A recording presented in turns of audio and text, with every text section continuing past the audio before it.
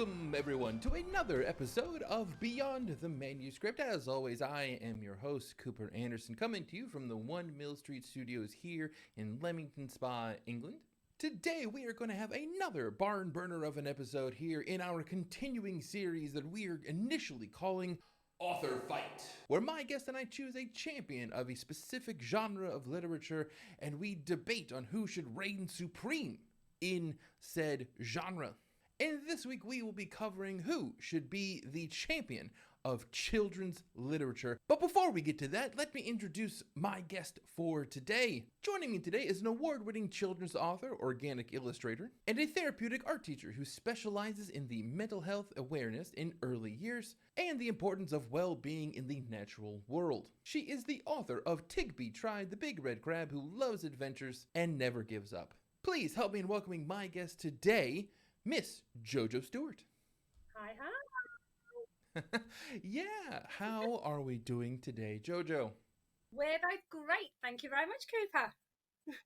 Yeah, so I'm so excited to have you in the show. We actually met at a local book convention here in Coventry in England, and you were one of the few children's authors who were there, and you had like your own adorable bit of merchandise, that you're holding right now. Yeah.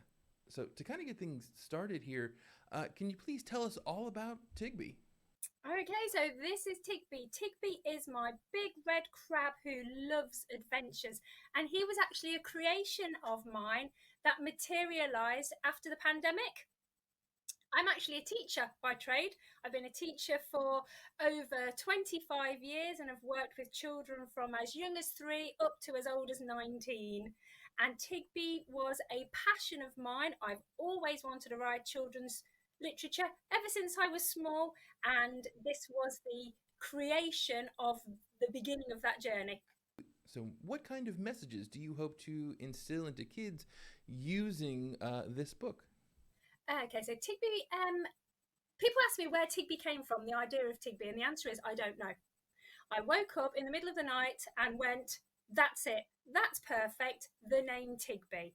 And as I started to play around with Tigby, the name, and draw some characters and play around with ideas, the idea of this crab developed. And I thought, hang on a minute, maybe we've got something here. So I actually did some research into what crabs represent in the world.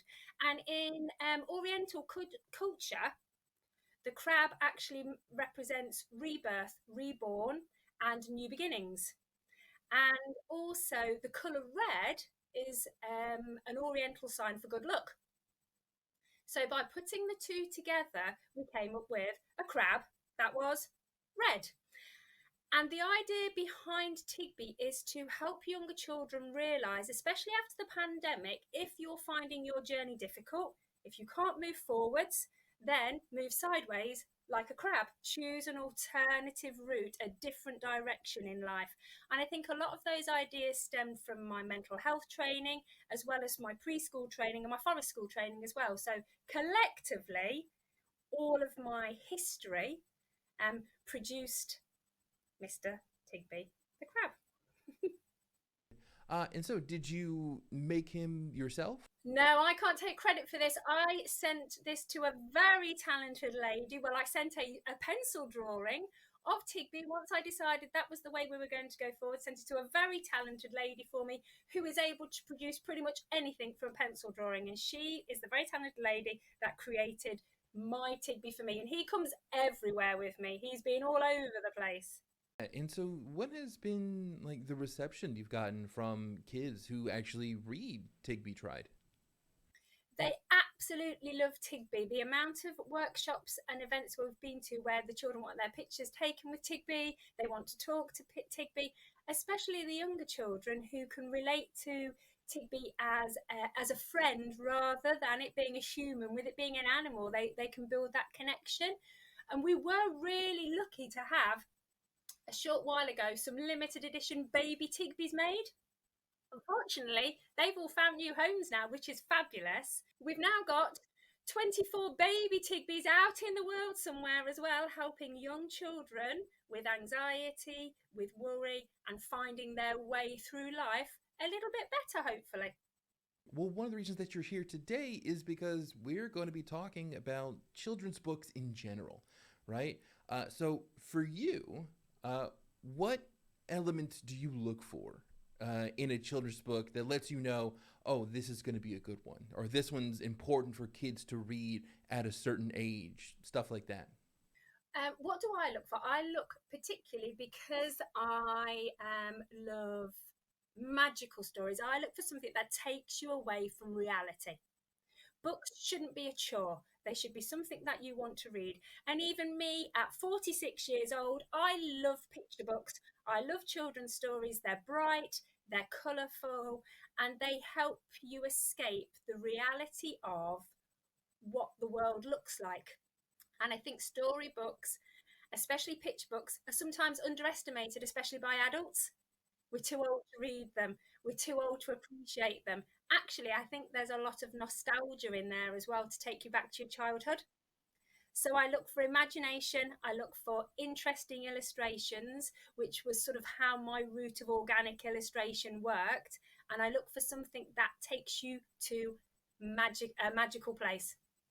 So one thing I do kind of want to point out is that I really enjoy your answer there, because one thing that's kind of been happening just in the world of publishing since forever is that children's books specifically kind of get pushed to the wayside a little bit. But if you go on Amazon right now, you'll see just a ton of children's books that where people just didn't actually do the work, they didn't try, and they're just looking for a very quick paycheck because, hey, it's just a children's book, and they don't actually do the work of, oh, kids need this exposure to color, or they need to learn this lesson, or they need something a little more tactile when they're reading, and none of it is actually helping them grow.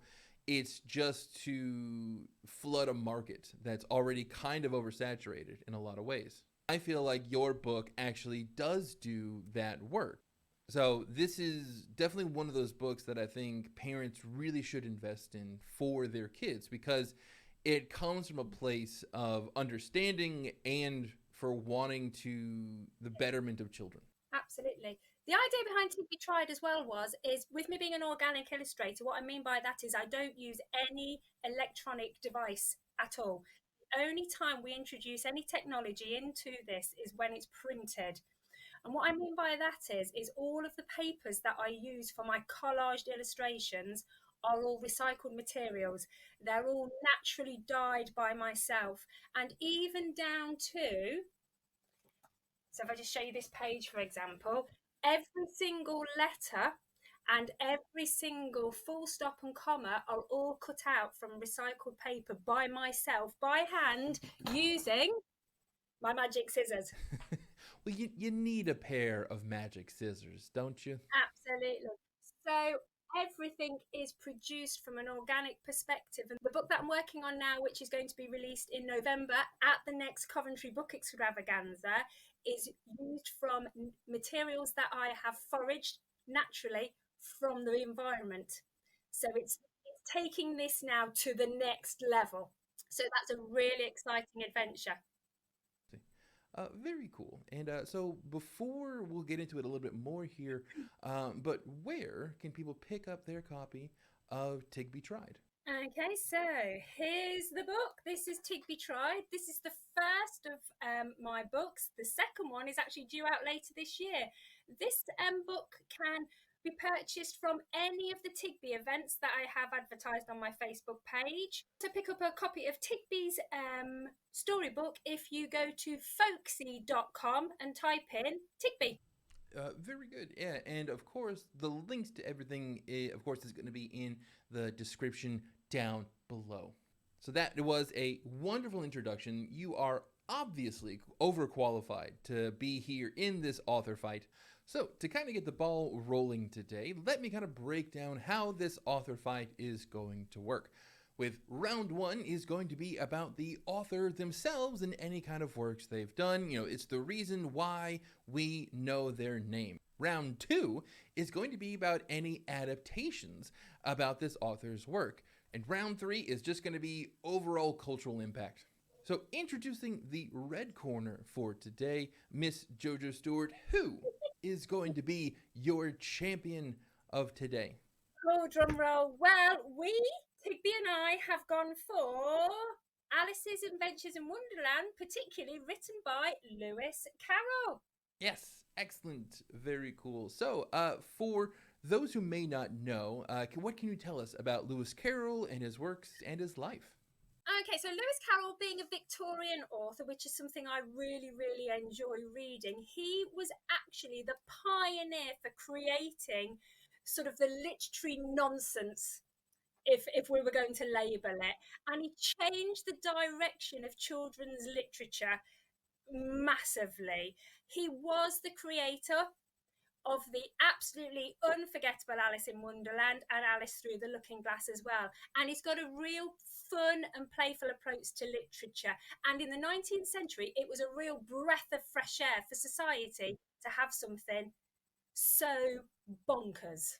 Yeah, I think a lot of times any kind of children's literature back then had kind of morphed out of stuff like, the Grimm fairy tales into stuff that are just like lessons for children that are, always obey your parents and go to school and do your chores. And there's not really any adventures until like Lewis Carroll comes along, I think, to mix in sort of fantasy and real life.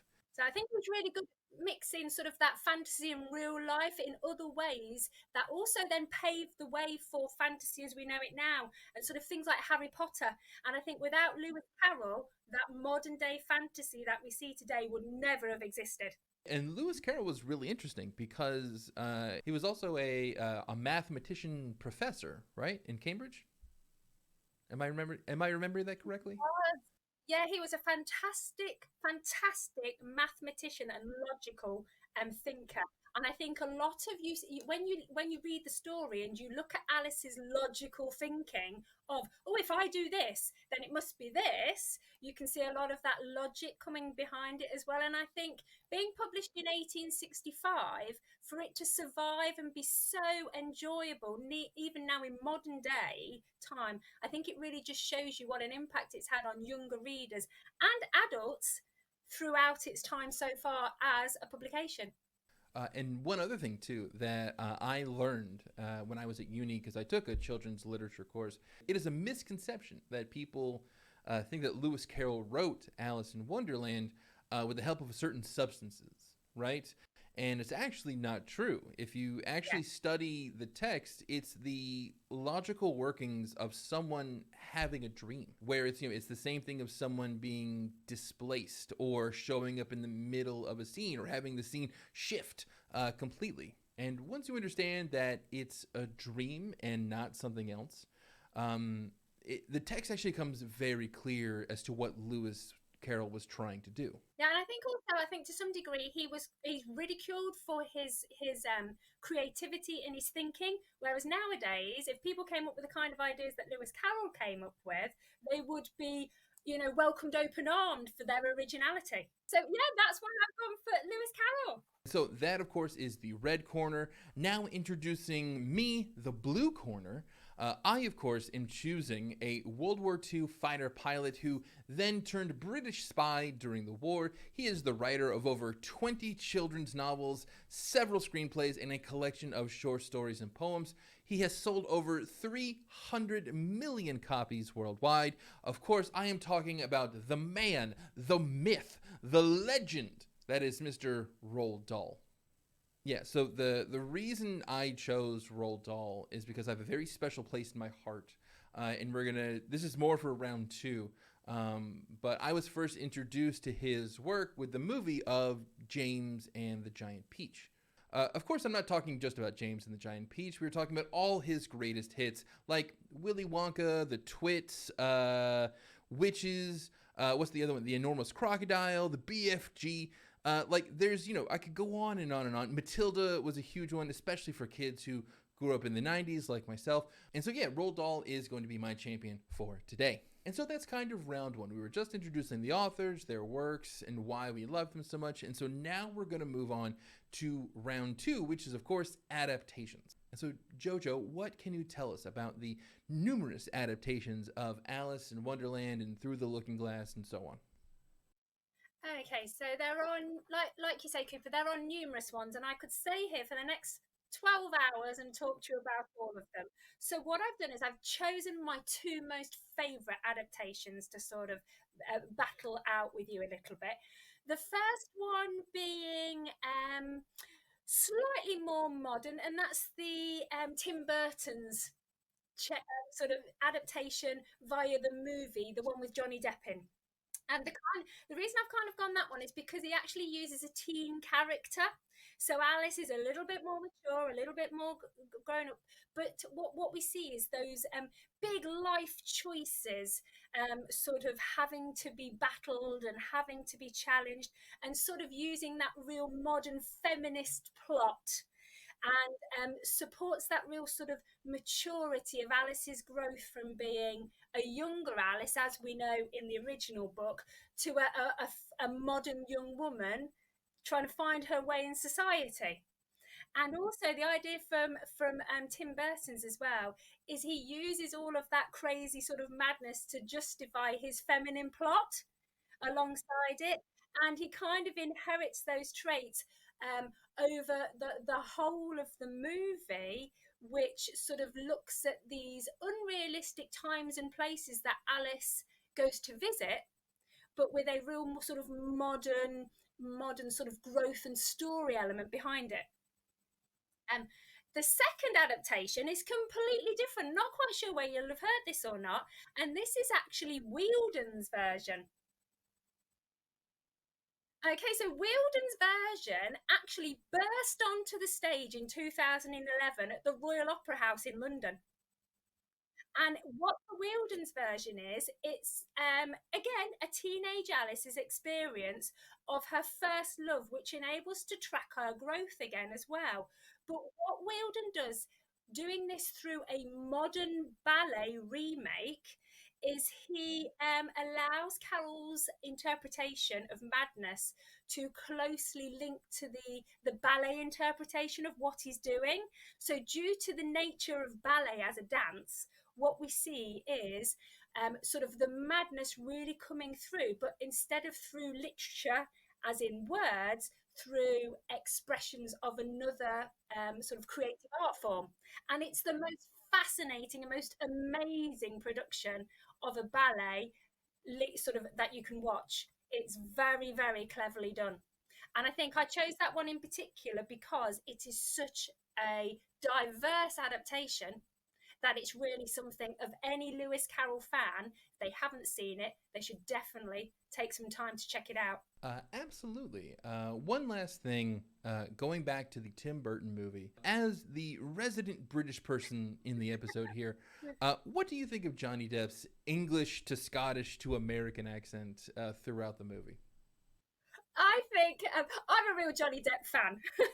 I love his quirkiness, and when you were saying about sort of, you know, what sort of stands out, I think when we look at his adaptation, Tim Burton's adaptation, I think you need to look at it as a whole package. I can't just look at it as Alice or the storyline. I think for it to be successful, it needs to have all of those elements. And I think he sums up the Mad Hatter perfectly because we see a different fusion and hybrid of characters done very well. And you can totally relate to the fact that actually he is the Mad Hatter. We need to see some quirkiness, we need to see a little bit of madness, and we need to see a little bit of crazy bonkiness going on as well. And that's exactly what he does perfectly, in my opinion, but I'm biased. One last question about the adaptations is do you have a favorite character in Alice in Wonderland? Oh, interesting. I think, who would I choose? I would probably go for the Cheshire Cat. That was exactly my answer. Yeah. It was like there's something very fun about a character who at least pretends to know what everything is. You know that they're not involved in the story directly, but they can kind of be like a good witness. They can kind of relay information. I think he's that bystander. He's kind of, do you know, if you ever wanted to be a fly on the wall, I think he's the fly on the wall to the Alice story, and I think he would, with his merging in and merging out, I think he gets snapshots of the story as it goes along, and very much makes his own conclusions as to what the outcomes of it's going to be at the end. And I think a close second would have to be Tweedledum and Tweedledee. All right, so that takes care of adaptations for Lewis Carroll. Now we're going to move on to the adaptations for Roald Dahl. So now at this point, there are probably hundreds to choose from, but I'm going to focus on my two personal favorites. The first one being the original live-action Willy Wonka. Gene Wilder, he did this very much on purpose where, it's the opening scene, and he's walking out of the factory, and he's like, he's pretending to be old, and he has mobility issues and stuff like that. His cane gets stuck, and he does this like tumble, and for him then it's very subtly telling the audience, oh, you can't trust this guy. He's not to be trusted in any way, shape, or form, and you don't, because of the way he plays it. Very kind of, oh yeah, he's a little manic, he's a little pixie, little dream boy like, but you also know, okay, these kids aren't safe. And it's very interesting to see how this kind of plays out throughout the movie. It's like, and they have these like different moralities for different kids, and how they kind of get punished for it, except for Charlie at like the very end. So yeah, I think what you look at when you look at something like that as well is also bearing in mind when it was produced, the way they were able to tell a story so visually with what was actually quite new technology, for that sort of for be able to offer that to an audience, to be able to experience what was only up until then a written form, I think really helped bring the story to life much more as well through that visual, especially when they go into the chocolate room, and it's just this most beautiful vision to look at. Yeah, like in the music as well, like, and it's really like, the song Pure Imagination is still a hit, 50, 60 years later. There's still covers being made of it. And yeah, so that was my first one. That was my first pick, was Charlie and the Chocolate Factory with Gene Wilder. My second adaptation, now I could have gone with some classics like Matilda, or like I said, James and the Giant Peach, or all the other ones, but I chose for my second choice for this was The Fantastic Mr. Fox. It's one of those movies where you can really tell they not only wanted to tell quite a good story, but they also really respected the source material. And I think that's when you're doing an adaptation of somebody else's work, you need that. Yeah, I think Wes Anderson is really quite good at using small, quiet moments to show off character, I think. Character really kind of has to come first, especially with something like adapting a world of a book where these characters from that book, they're all larger than life. And a lot of times, and so their styles complement one another a whole lot. And I think Wes Anderson just really did a great job. Awesome. So that takes care of round 2. The last round, number 3, overall cultural impact. So please tell us the cultural impact of Lewis Carroll. Okay, I think we need to look at Lewis Carroll, first of all, for the things he accomplished not as an author. He actually, I don't know how many people know this, but had a disability of his own, and he actually struggled with a really bad stutter. I didn't know that. And the stutter, and I've actually written a quote down here, the Stutter Foundation actually states that Carroll was a person who stuttered. His family history, gave him the power to succeed. And I think what he did is he was ridiculed in Victorian society for being who he was, and the stuttering ran in Lewis Carroll's family. He was not expected to have this disability. It was inherited, it was passed on to him. But above all and beyond that, what he was able to do is to teach society, and Victorian society, which was a very challenging society to survive in, that actually you can find ways to overcome a disability to pursue your interests, and his passion obviously being mathematics and literature. And he often found that when he was around children, that stutter would subside. So I think what we're learning actually is to really appreciate the younger generation and what they can offer us as well, from a therapeutic perspective. And I'm thinking about when I'm doing forest schools or the therapeutic art workshops, being around the children, I learn just as much from them as I hope they learn from me. And I think in a 21st century, that's really good. But what Lewis Carroll was able to do was to bring his life to life and overcome those disabilities, to educate that Victorian society about those hardships and those barriers that were sometimes ridiculed rather than celebrated. Yeah, definitely. I So didn't that's know. kind of how Yeah. And one other thing is the only other famous author that I know of that does have a stutter is David Mitchell. He's the guy who wrote Cloud Atlas and the Bone Clocks and everything. And he grew up with a very bad stutter. The thing is, when you have a stutter like that, and you're trying to avoid public ridicule, you really focus on language. You have like certain words like S or K that are going to trigger a stutter.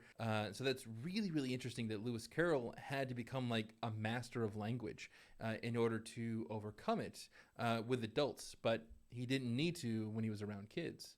absolutely.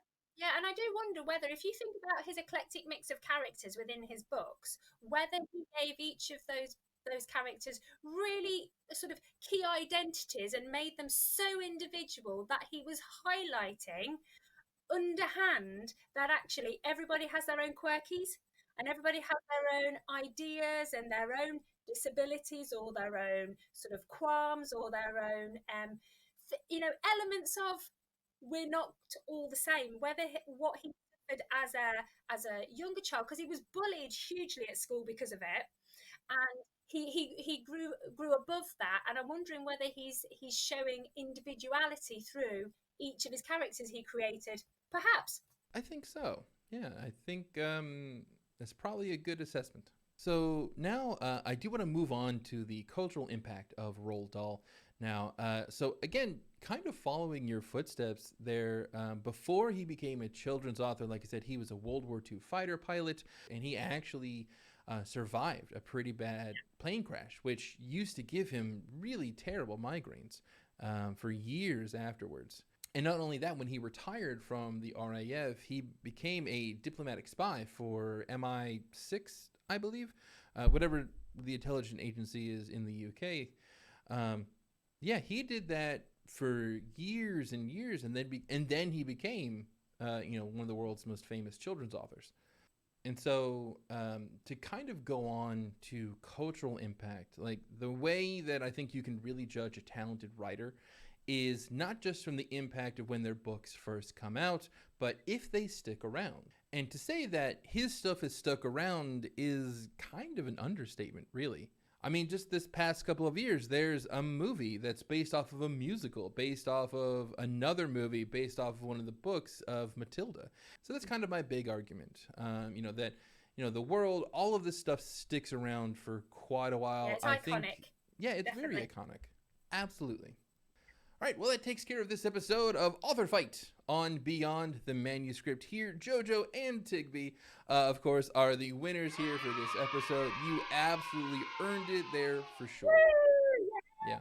All right, so everyone, let us know in the comments down below if you agree with JoJo's pick that Lewis Carroll should reign supreme in the children's genre of literature, or if you have another favorite that you want to nominate, go ahead and put that in the comments down below as well. So if you like what I do here, please hit that like, subscribe, and follow all of the buttons. It's always going to help out the channel and let me do what I love, which is talk to you lovely folks about books. Of course, this episode is powered by Manuscripts, where you never write alone. I want to thank my guest, Miss JoJo Stewart, and her best little buddy there, Tigby, one more time for joining me on today's episode. Like I said, if you want to pick up your own copy of Tigby Tried, the description is going to be in the comments, in the description down below. Yeah. So JoJo, one more time, thank you again for joining me today, and I hope you have a great rest of your week. We've had a great time. Thank you very much, Cooper.